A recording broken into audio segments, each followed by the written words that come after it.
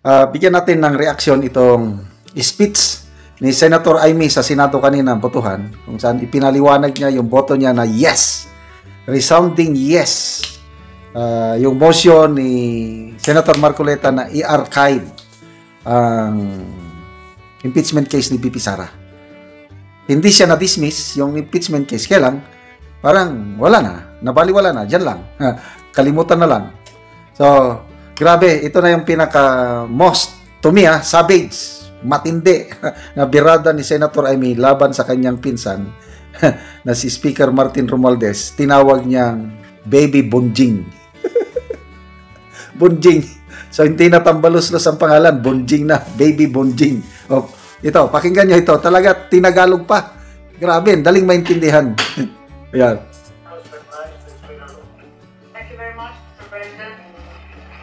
I vote a resounding yes. Yes.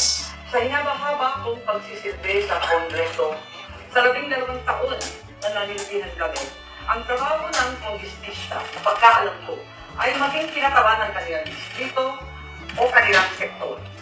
Bakit naman ngayon ay naging tagabantay na lamang sila ng humihiyaw na dambuhalang sanggol? Ginawa ng Bonjing na ang mas impeachment. Dambuhalang sanggol. Bonjing. Tinutukoy niyo dyan si Speaker Martin Romualdez. Mga kongresista daw, tagabantay ng dambuhalang sanggol, Bonjing. Grabe, oh. Kasama sa kaayusan ng sistema, ginagawang pampagulo, panakot at sandata laban sa mga kinaiingitan, kinaiinsecuran ng mga dulong sa kapangyarihan. Dalangin naman natin ang Korte Suprema. Huwag tayong umastang Supreme Court. Supremest pa. Wala naman gano'n na. Sa mga kapatid kong senador, paano tayo magiging dakilang mambabatas kung tayo mismo ay hindi susunod sa batas? Ang boses ng Korte Suprema ay boses ng Konstitusyon. At kung sino man ang sasapaw sa boses na ito ay isa lang ang tono. Ambisyon. Ambisyon. Kaya naman, mag-move on na tayo.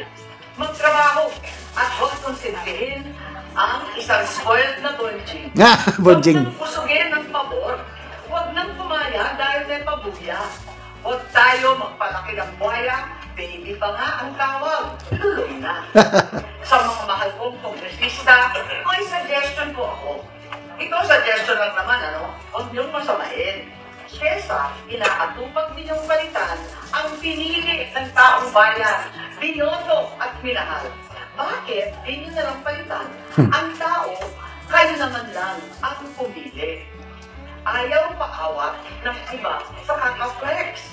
Ano kaya kung yung speaker nyo na lang ang palitan nyo? Kaya nyo yan. At dahil dito, bumuboto ako ng malakas na oo. Maraming salamat po. Grabe. Ulitin ko. Ito na yung pinakamatindi, savage na speech ni Senator Amy. Direct na direct sa kanyang pinsan. Bakit hindi nyo na lang palitan yung speaker nyo, sabi niya sa mga kongresista. At bakit nyo pilit na pinapalitan ang binoto ng tao? Meaning si BP Sara. Voted by 32 million Filipinos. Ilan lang ang bumoto kay Speaker Martin Romualdez? 175,000 lang eh. Ang total registered voters sa Leyte is sobra 350,000. Okay? Wala siyang kalaban.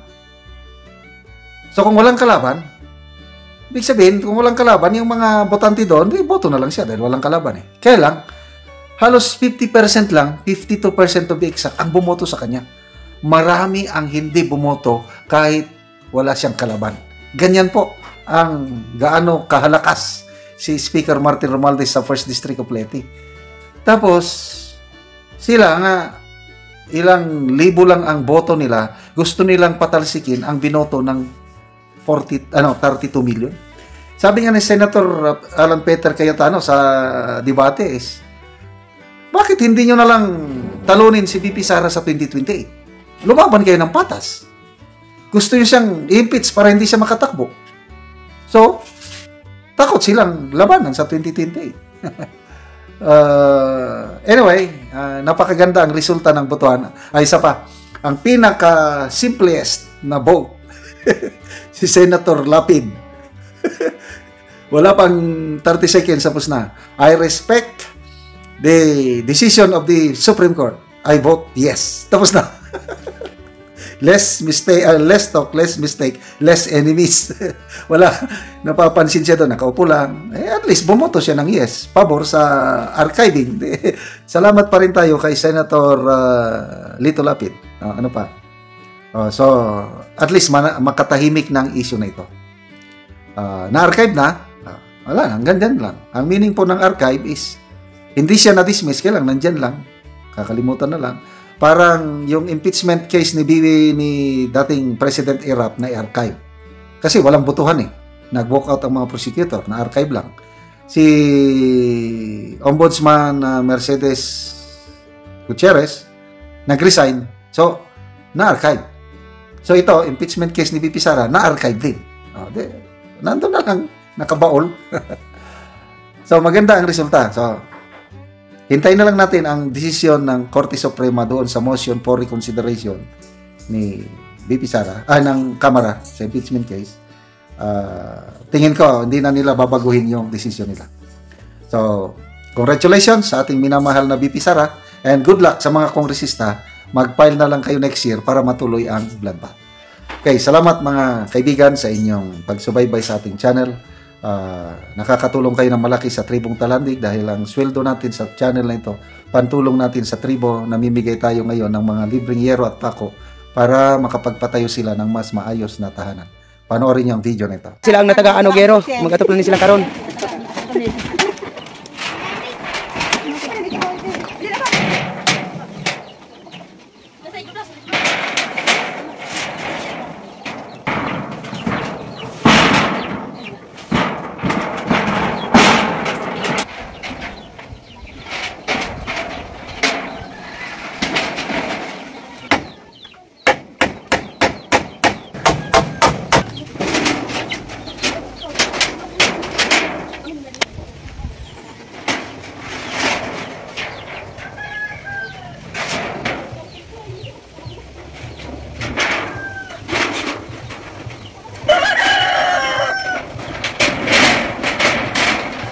Karon nakahuman na gid sila anti sa pag-atok.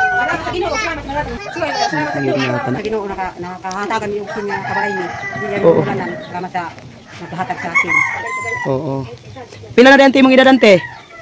Wala man 51. 51. Pila dante mong anak? Siya wala. So tanan na nakapamilya or napay gamay? Pay wa ko magpuminyo ang duha. Ay. So duha lang ang imong anak karon nga gabuyon. Tanan na nakapamilya ang upat. So salamat kayo ante.